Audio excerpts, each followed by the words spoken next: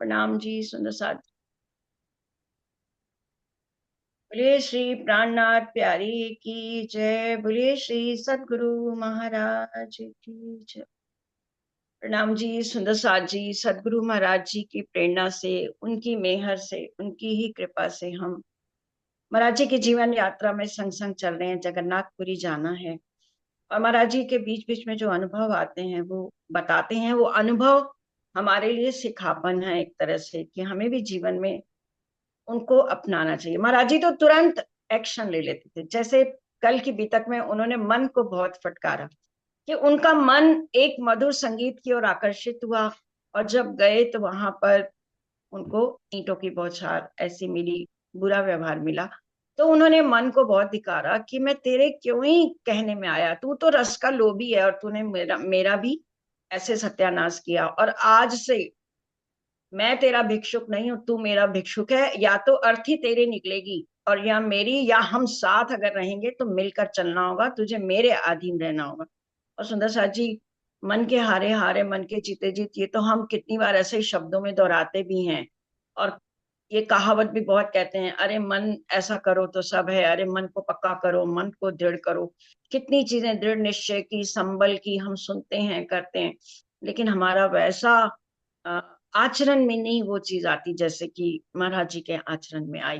तो बहुत ही सुंदर उनका सिखापन था। उन्हीं से अर्जी करते हैं कि हमारे दिल में भी वैसी ही एक जागरूकता कर दें, हमारे अंदर वैसी तड़प कर दें कि हम भी उनके कदमों पे चल पाए, या कुछ थोड़ा बहुत तो उनका हम ग्रहण कर पाए। तो आज की हमारी इस बैठक में हम महाराज जी का ही जयकारा बोलते हुए और पूजा जी को मैं आमंत्रित करूंगी। तो बोलिए श्री प्राणनाथ प्यारी की जय, श्री सद्गुरु महाराज की जय। तो पूजा दीदी आज आपका भाव रहेगा। और अगर चांद दीदी आई होंगी ना कामाक्षी, तो बेटा देख लेना, अगर चांद दीदी होंगी तो फिर हम उनसे भी सुनेंगे। तो पहले आप पूजा दीदी आप आइए। प्रणाम जी। सुंदर साथ जी, ये भजन सुनाने से पहले मैं कुछ अपने भाव करूंगी कि शेरपुर का मेला आता था। हम हफ्तों हफ्तों पहले तैयारियां शुरू कर देते कि शेरपुर का मेला आ गया है, जाना है जाना है। वहां जाते, पंडाल सजा होता, मंच सजा होता, तारतम भवन में महाराज जी चर्चा करते। सुंदर साथ अपने आप को बड़ा ही भाग्यशाली समझते थे कि हमें ऐसे सतगुरु महाराज मिले हैं जो हमारी आत्मा के कल्याण के लिए हमको निज नाम का पाठ, हमको तारतम वाणी का पाठ सिखाते हैं। आज भी जब हम देखते हैं कि शेरपुर का मेला आ रहा है तो वो सारे नजारे मेरी आंखों के सामने आ जाते हैं। जो जो हम देखते थे, जो जो मैं जाती थी हर साल, तो देखती थी जाके कैसे रौनक होती थी। मंच में जो भजन बोलने वाले होते थे, इतने अच्छे भजन बोल के महाराज जी को रिझाते थे कि सुंदर साथ नाचने पे मजबूर हो जाता था। कोई उठ के रह नहीं सकता था कि जो नाचता हो। वही भाव है एक भजन उसी के जरिए में कि शेरपुर के मेला आता है तो हमें कैसे याद आती है। ये वही छोटा सा भजन है। याद आते शेरपुर के, देखे थे जो नजारे। याद आते शेरपुर के, देखे थे जो नजारे। रहते थे इंतजार में, कब आएंगे भंडारे। याद आते शेरपुर के, देखे थे जो नजारे। जब आ गया संदेशा श्री सतगुरु के प्रेम का, जब आ गया संदेशा श्री सतगुरु के प्रेम का, नहीं टिक सके वो घर में जिन सतगुरु पुकारे। नहीं टिक सके वो घर में जिन सतगुरु पुकारे। रहती थी इंतजार में, कब आएंगे भंडारे। याद आते शेरपुर के, जो देखे थे नजारे। श्री तारतम भवन में सतगुरु का उठना बैठना। श्री तारतम भवन में सतगुरु का उठना बैठना। करते थे चर्चा धाम की, होते थे गुज इशारे। करते थे चर्चा धाम की, होते थे गुज निठारे। याद आते शेरपुर के जो देखे थे नजारे। पंडाल सजता भारी और शोभा मंच वाली। पंडाल सजता भारी और शोभा मंच वाली।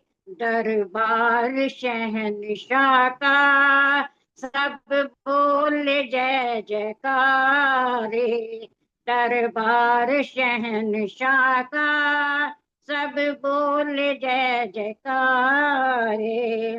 रहते थे इंतजार में कब आएंगे भंडारे। याद आते शेरपुर के जो देखे थे नजारे। उज्जवल सफेद बाना मुखड़े पे नूर लालियां। उज्जवल सफेद बाना मुखड़े पे नूर लालियां। आंखों से प्रेम सागर सब पर लुटाने वाले। आंखों से प्रेम सागर सब घर पे लुटाने वाले। याद आते शेरपुर के जो देखे थे नजारे। भंडारे बाद होती जब साथ की विदाई। भंडारे बाद होती जब साथ की विदाई। भरपूर प्यार देते सतगुरु धनी हमारे। भरपूर प्यार देते सतगुरु धनी हमारे। रहते थे इंतजार में कब आएंगे भंडारे। याद आते शेरपुर के जो देखे थे नजारे। याद आते शेरपुर के जो देखे थे नजारे। प्रणाम जी। प्रणाम जी, प्रणाम जी।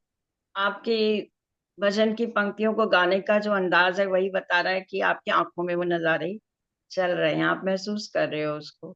और आपके साथ साथ हम लोग भी उसको देख पा रहे हैं। आपने तो इतना जीवन दिया शेरपुर में, इसलिए आपका तो एक एक जैसे ही भंडारा आता होगा आपका दिल करता होगा दौड़ के चली जाऊं।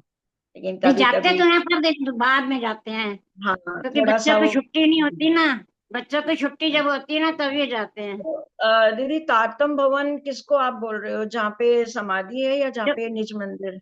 जो कार्टून भवन है में जहाँ राज्य पधराए हुए हैं जो सिंगार। अच्छा, तो जो हाँ मंदिर वो है, मंदिर है। वहां पर बैठ के चर्चा करते थे पहले। कार्टून भवन के सामने अब जो पक्का जहाँ मंच लगता है वहां सामने अब एक कमरा बन गया ना। पहले हाँ वो जी। एक झोंपड़ी थी।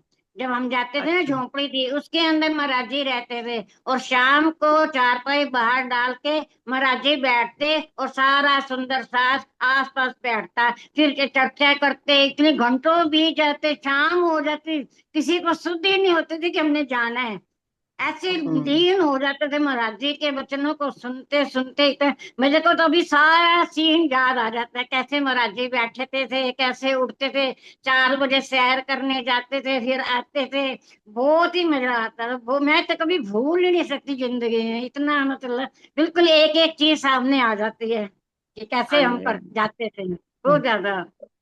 हाँ चलिए देखिए पिंकी जी, सुंदर तारतम साथ। तारतम भवन। हाँ जी ममता जी, अभी आज देख भी बिल्कुल वैसे ही सेवा की जाती है महाराज जी की, जैसा वो साथ। अपने जीवन जीवन में करते थे। तारतम भवन से अच्छा। होकर, जैसे दीदी बता रही है ना कि बाहर चारपाई बिछाकर, तो आज भी सुंदर साथ सर्दियों के दिनों में तारतम भवन से बाहर उनका स्वरूप लाकर उनको वहां पर बिठाया जाता है। धूप जैसे साक्षात व्यक्ति सेकता है तो वो भी बैठते हैं, और आसपास सुंदर साथ बैठकर भजन कीर्तन भी करते हैं आज और भी अच्छा जो। तारतम भवन ना दीदी, तारतम भवन जब हम समाधि की तरफ जाते हैं तो लेफ्ट हाँ हाँ। साइड जी। में तारतम भवन एक पहले कोठरी आती है महाराज जी की, और उसी के हाँ। साथ में जहाँ पे शेज्या पहले दादा गुरु जी की हुआ करती थी, अब जो नया स्वरूप है उसका, उसमें दादा गुरु जी की भी शेज्या है और महाराज जी की भी हाँ हाँ, शेज्या लगी हुई है। समझ गई। और वो वहां एक पे दो, छोटा सा हाँ, अलग स्थान है समाधि से नहीं, पहले। एक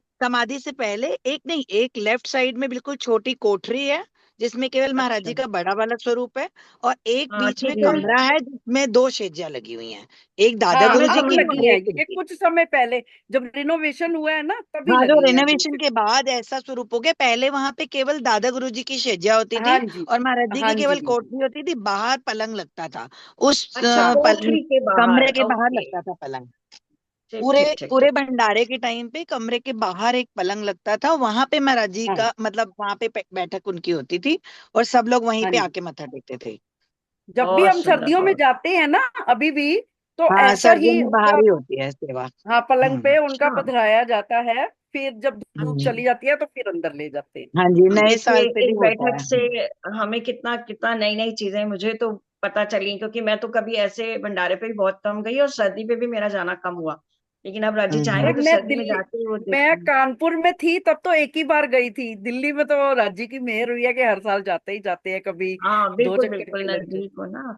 जाए। तो हाँ चलिए जी। सुंदर हाँ साथ जी। जी, बहुत बहुत सभी का प्रेम प्रणाम। मुझे तारतम भवन एक्चुअली समझ नहीं आ रहा था कि मेरा मन जा रहा था कि मैं कहाँ का ध्यान करूं, तारतम मैं भवन आपको किधर। फोटो भेज दूंगी, तो मैं आपको फोटो हाँ, भेज आप ना दूंगी। ग्रुप में बबीता भेजना है ना। ठीक है, ठीक है, मैं ये अभी जो नए साल इस पे, सॉरी, जन्मदिन पे गई थी ना, तब की फोटो भेज दूंगी। हाँ ठीक है ठीक है, बहुत शुक्रिया तुम्हारा। चलो कामाक्षी, अब हम महाराज जी के साथ की जीवन यात्रा पे चलते हैं। और बहुत ही आनंद आया है सब कुछ सुनकर, पूजा दीदी का भाव सुनकर। और सबने कितना अच्छा अच्छा सब बताया कि कैसी लीला होती है साक्षात, है ना। कैसे सुंदर साथ आज भी वहां पर करते हैं। तो सुंदर साथ जी, अब जब महाराज जी चल रहे हैं आगे अपनी यात्रा पर, तो एक रात हो जाती है। तो कुछ साधु उनको मिलते हैं, कुछ एक स्थान मिलता है, उन्हें लगता है यहाँ पर साधु होंगे तो मैं वहीं पर रात काट लूंगा। तो वहां जाते हैं तो साधु तो नहीं मिलते, एक माई मिलती है। माई मतलब एक महिला साधु की बात है।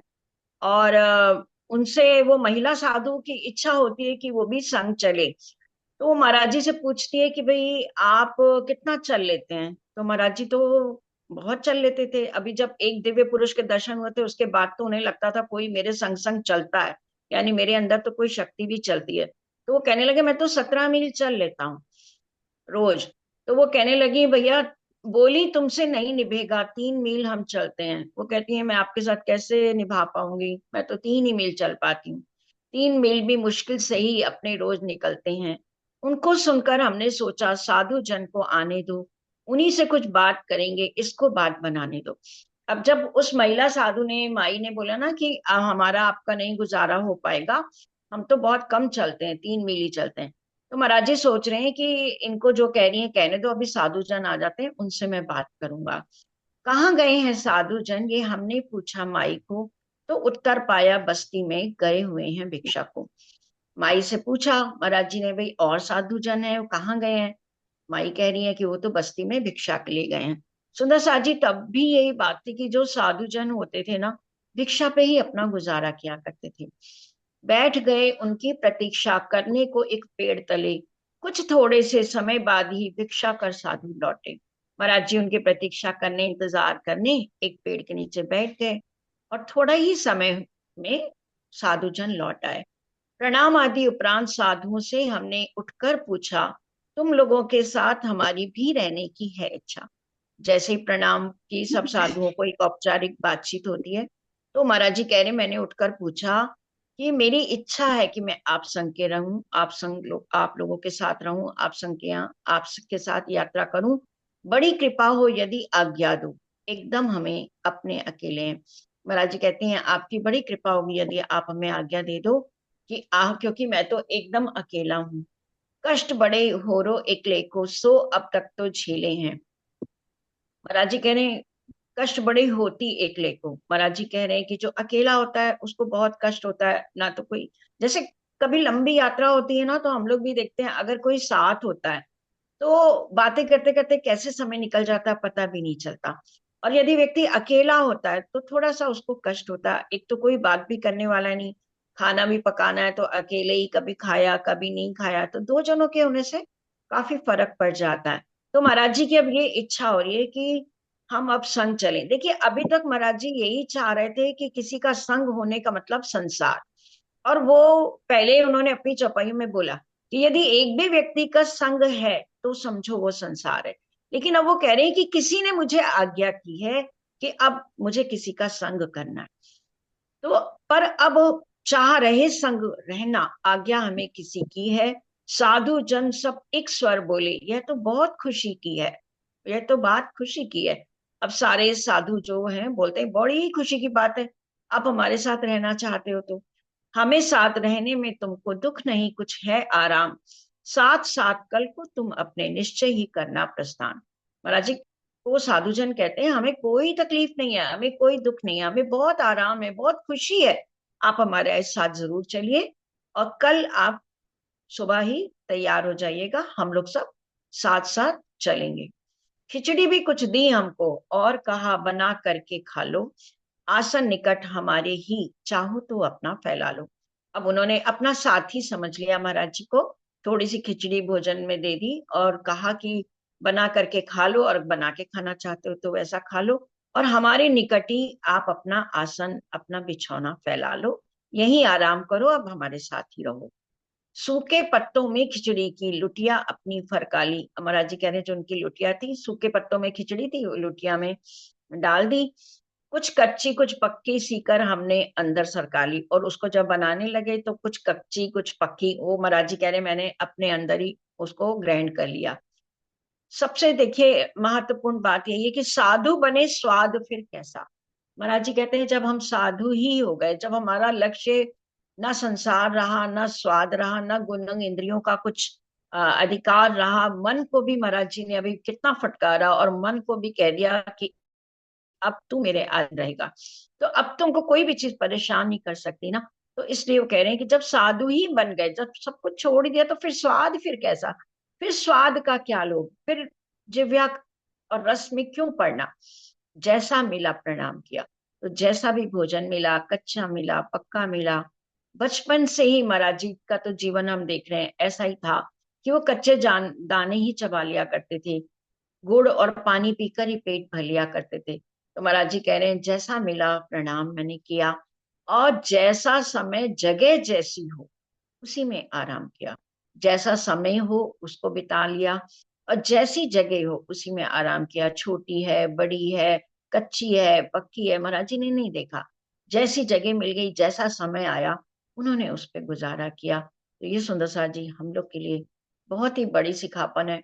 हम लोग तो आज जगह की भी चिंता करते हैं। अभी मैं देखती हूँ शेरपुर भंडारे पे एक बार मेरा जाने का मौका लगा था, तो उसमें मैंने देखा कि सुंदर साथ इतना महाराज जी के प्रेम में मगन है, इतना मगन है, आप समझियो पैर रखने की जगह नहीं है। और सीढ़ियों पे आदमी लेटा है, पूरे बरामदे फुल है, निज मंदिर फुल है, सारे कमरे एकदम भरे हुए हैं, एक के ऊपर लेट के भी और महाराज जी की कृपा को महसूस कर रहा है। और जहां 3 बजे सब जितनी महिला हैं उठ के अपना जो कॉमन ही टॉयलेट्स हैं उस तरफ जाके वो अपना सब नहा धो लेती हैं। कोई ऐसा उनको नहीं लगता कि हमें कोई अलग से बाथरूम मिले, हमसे कोई ऐसा मिले। ऐसे भाव वाले भी सुंदर साथ वहां पर बहुत उनके दर्शन करने को मिलते हैं। सब केवल महाराज जी में ही, जैसे महाराज जी में ही होते हैं, उनके प्रेम में ही होते हैं। तो वहां जाके ना उस तपोभूमि की बात कुछ ऐसी हो जाती है कि वहां लगता है कि 2 दिन के लिए आए, 3 दिन के लिए आए, जो चीज लेने आए हैं उसको हम ग्रहण करें। अभी पिछले ही 1-2 सालों में मैं बबीता के साथ ही मुझे इनके रूम में रहने को मिला था, तो उस वक्त भी सब कुछ फुल था। तो मैंने देखा बबीता और इनका रूम भी ओवरफ्लो था, फुल था सब, लेकिन बस ये था सबने सामान रखा और बाकी सब बाहर ही रहते थे। लेकिन उसमें इतना आनंद आता था कि कम जगह में भी जो एक सुंदर साथ में जो प्रेम उमड़ता हुआ महाराज जी के प्रति दिखता था ना, उससे अपने भी दिलों में बहुत प्रेम और उमंग, और राज्य का जैसे वो खींचते हैं अपनी तरफ, उनका प्यार बिल्कुल अपनी ओर हमें चित्त बांधे रखता है। तो जब चित्त ऐसा बंध जाता है ना, फिर ये जरूरत नहीं लगती है कि हमें अच्छा बिस्तर मिल जाए, हमें अच्छा घर मिल जाए, हमें कमरा मिल जाए। तो हम लोग खैर फिर भी कमरे की तलाश में रहते हैं, महाराज जी की बीतक पढ़ रहे हैं, तो ऐसा झूठ तो नहीं बोलेंगे कि महाराज जी के लिए फिर भी हम कमरे की तलाश में रहते हैं। लेकिन मैंने देखा जो आम सुंदर साथ का ही होते हैं, छोटी जगह से जाए होते हैं ना, वो उनको नहीं होता। एक झोला होता है उनके पास, उसी में दो उन्होंने अपने कपड़े की जोड़ी रखी होती है, वही धोते हैं, वही पहन लेते हैं और उसी में आराम करते हैं। तो टुकड़ा कभी कभी पूरी है, कभी कभी उसकी भी टाल। महाराज जी कह रहे हैं भोजन में कभी टुकड़ा मिला, यानी बहुत कम मिला, कभी पूरा मिल गया, और कभी कभी तो वो भी टल गया, यानी नहीं ही मिला। तो साधु उसी को कहते हैं हर हालत में जो खुशहाल, जो हर हाल में खुशहाल रहे, साधु उसी को कहते हैं। साधु, एक गृहस्थी भी साधु होता है सुंदर साथ जी। ऐसा नहीं है कि जिसने भगवे वस्त्र पहन लिए या घर छोड़ के और अगर वो निकला, दिल में उसकी वासनाएं ही चल रही हैं, दिल में उसके अंदर अहंकार ही चल रहा है, दिल में उसके वो पवित्रता नहीं है, तो साधु वो नहीं कहलाएगा। और एक अगर गृहस्थी भी एक सबर से, संतोष से, और जैसा महाराज जी कह रहे हैं वैसे कि जो मिल गया उसको स्वीकार कर लिया, चाहे नमक है चाहे नहीं है, कभी किसी से शिकायत नहीं करनी, कभी कपड़ा में जो मिल गया उसको पहन लिया, प्रेस वाला है नहीं है। तो गृहस्थी में भी ऐसे साधु हमें देखने को मिल जाते हैं कि जो हर हाल में खुशहाल रहते हैं। तो साधु क्या है, साधक को कहते हैं। साधन होता लक्ष्य प्रधान। महाराज जी ने एक बहुत ही जरूरी इंपॉर्टेंट बात बता रहे हैं कि साधु कौन है, साधक जिसका एक लक्ष्य है, वो एक साधना पे निकला है, उसका एक लक्ष्य है, वो उसको प्राप्त करने निकला है, उसके लिए वो लक्ष्य प्रधान। लक्ष्य उसके लिए सबसे जरूरी है कि जान चली जाए लेकिन मेरा लक्ष्य मुझे मिलना चाहिए। अब महाराज जी का लक्ष्य केवल अपने परमात्मा को प्राप्त करना, और अब तो गुरु के लिए भी वो उनके अंदर आएगी बात, आ गया कि वो गुरु धारण करना। तो उनका जो लक्ष्य है वो प्रधान है, उनके लिए ये सारी चीजों का कोई महत्व नहीं है कि खाना मिल रहा है नहीं मिल रहा है, वस्त्र मिल रहे हैं नहीं मिल रहे, सोने को ठीक मिल रहा है नहीं मिल रहा है, ऐसा नहीं है। उनका लक्ष्य प्रधान था, और साधन है परहेज निभाना, यही नियम और संयम। और साधन क्या है, लक्ष्य हमारा तय है, लक्ष्य हमारा प्रधान है, और लक्ष्य को प्राप्त करने के लिए हमें परहेज निभाना, यही नियम और संयम। दो ही चीजें हैं, एक जो व्यक्ति साधक की साधना को कामयाब करती हैं, नियम और संयम। नियम से चलना, नियम से अपने लक्ष्य की ओर बढ़ना, और कभी लक्ष्य नहीं भी मिल पा रहा, कई कठिनाइयां आ रही हैं, तो उसमें भी संयम से काम लेना, जैसा समय है वैसा ही गुजारा करना। पिछली चौपाइयों में भी महाराज जी ने बोला कि बड़े अंतस्करण के भी, अंतस्तरल के भी बहुत मेरे को ज्वार भाटे आए, और बाहर के भी बहुत मेरे को ऊपर नीचे घटनाएं आती रही, जीवन में उतार चढ़ाव आते रहे, लेकिन मैंने अपना दृढ़ निश्चय नहीं छोड़ा। महाराज जी अपनी बात बता रहे हैं, और प्रातः ही उस साथ मंडली ने चलना आरंभ कर दिया। अगले दिन सुबह हुई, सारी साधु मंडली के साथ महाराज जी भी चल दिए उनके संग। हमने भी उनसे आज्ञा ले संग चलना प्रारंभ किया। ग्राम एक आया रास्ते में, शाम निकट थी होने को। जब चलते चलते साथ साथ जा रहे हैं महाराज जी, तो शाम होने लगी, तो एक गांव पास में आ गया। आटा सीधा चाह रहे थे साधु रोटी पाने को।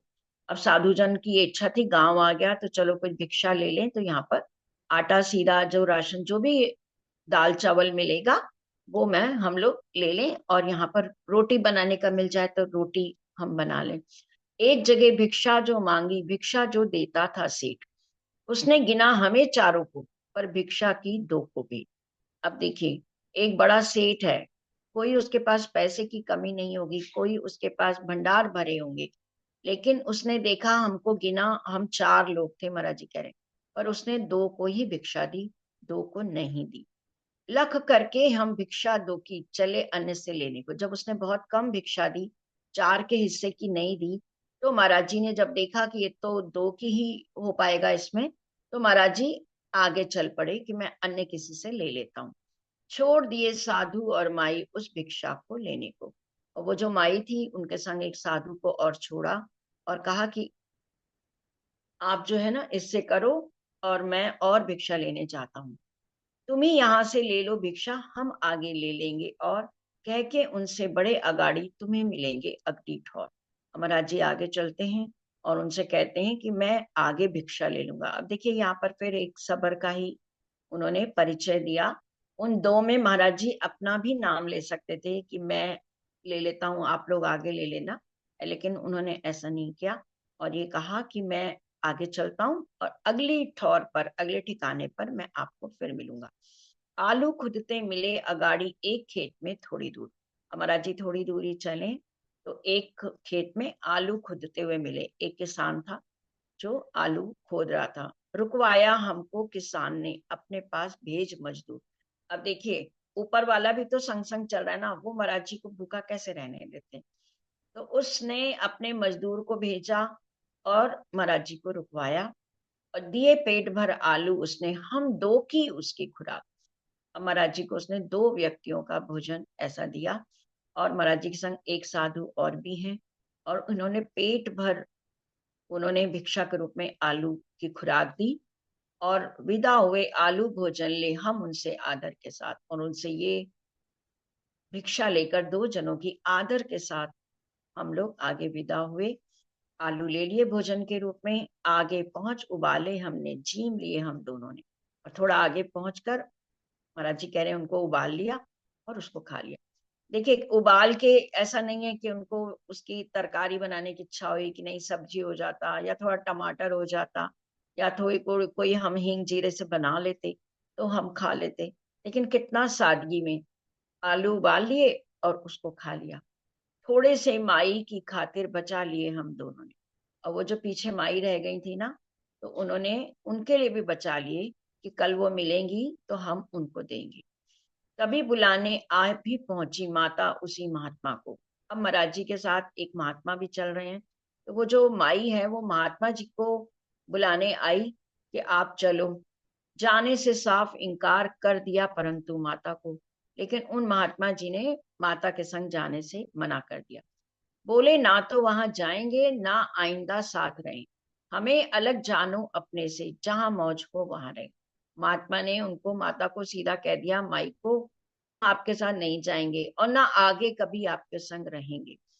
आप अपने रास्ते चलो और हमें अपनी मौज में रहने दो, आप हमारे पीछे पीछे ना चलो। आप जो है जहां हम जा रहे हैं, वो क्या है कि माता इन महात्मा के साथ साथ रहना चाहती थी और जहां जाती थी वो सोचती थी महात्मा जी मेरे संग हो, और भोजन भी उनके बिना नहीं खाती थी। लेकिन महात्मा जी ऐसा नहीं चाहते। तो महात्मा जी उनको मना कर रहे हैं और कह रहे हैं नहीं, जहां मौज हो तुम वहां रहो। अगर आपकी इच्छा हो तो सुबह यहीं पर आ जाना, हमें तुम्हारे साथ ना रहना, अधिक नहीं कुछ समझाना। और वो बड़ा एक तरह से रुखे स्वर में भी कह रहे हैं कि आप यहाँ से चली जाओ, हमें आपके साथ नहीं रहना है और ना ही आपसे कुछ हमें समझाना है। आपकी इच्छा हो तो फिर आप सुबह यहीं पर आकर हमसे मिल लेना।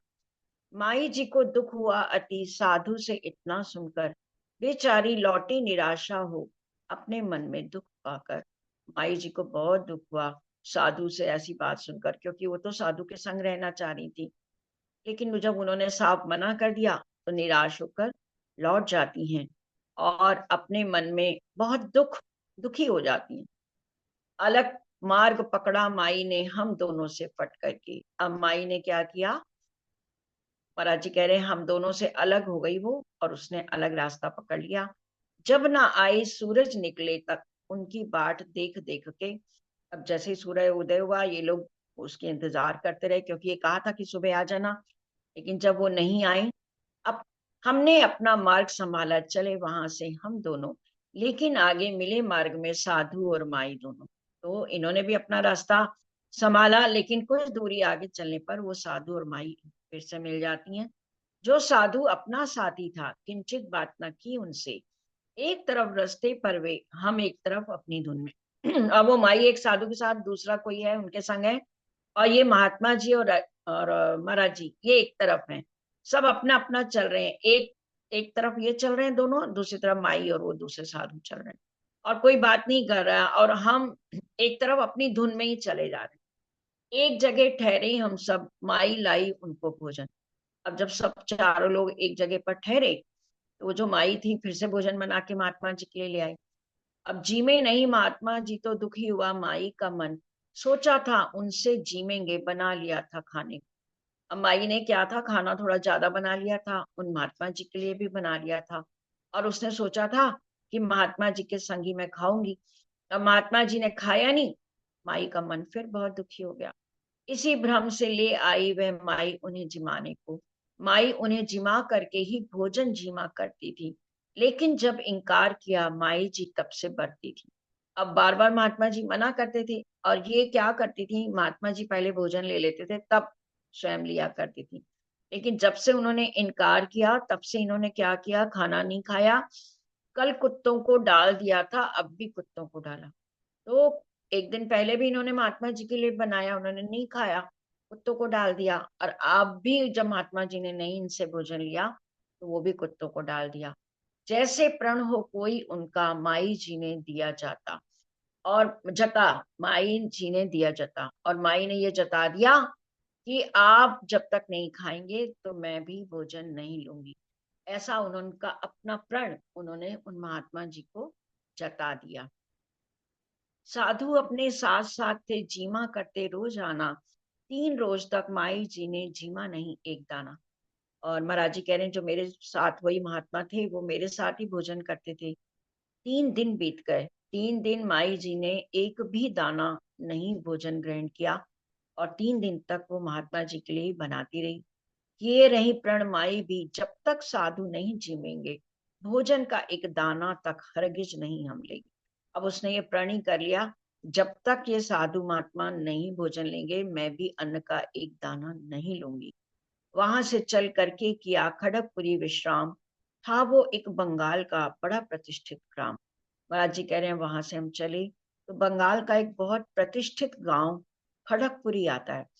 तो महाराज जी कह रहे हैं अब हम वहां से चले, और खड़गपुरी में जाकर हमने विश्राम किया, फिर हम वहां पर जाकर रुके। छठी लहर पर आते हैं महाराज जी की मेहर से।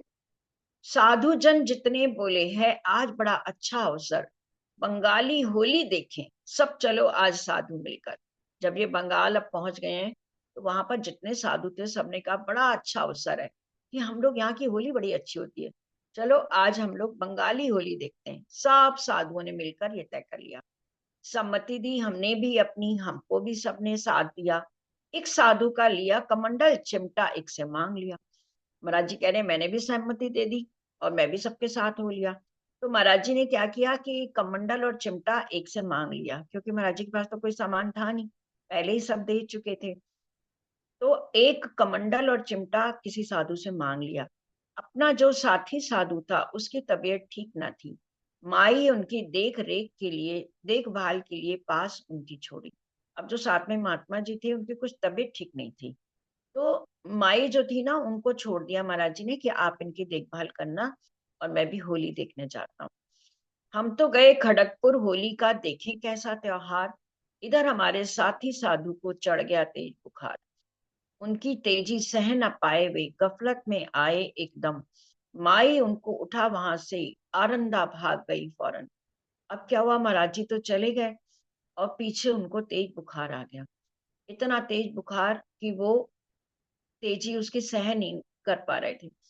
तो माई ने क्या किया, तुरंत उनको उठाकर आरंदा जगह है वहां पर भाग गई। 60 मील आरंद्रा वहां से रेल वहां से जाती थी, 60 मील की दूरी पर ये जगह का नाम है, वहां पर रेल जाती थी। हमसे डर लगता था उसको इसलिए ले भागी थी। अब वो ये सोच रही थी कि महात्मा को मैं लेके यहाँ से भागूं महाराज जी से, उसको यही डर लग रहा था कि ये आ जाएंगे तो फिर महात्मा जी को मुझे नहीं देंगे, क्योंकि महात्मा जी इनके संग ही रहना चाह रहे थे, महाराज जी के संग। अब महाराज जी थे नहीं, तो ये पीछे से उनको लेकर भागी, और उनकी तबीयत खराब थी तो वो भी कुछ होश में ही नहीं थे, तो वो भी नहीं देख पाए, वो भी कुछ मना ही नहीं कर पाए होंगे, क्योंकि वो गफलत से मतलब बेहोशी में थे, बेसुध थे वो बुखार से। अच्छा मौका सोचा उसने उस साधु की गफलत से टिकट लिया अपने पल्ले से ताकि हमसे पिन छूटे।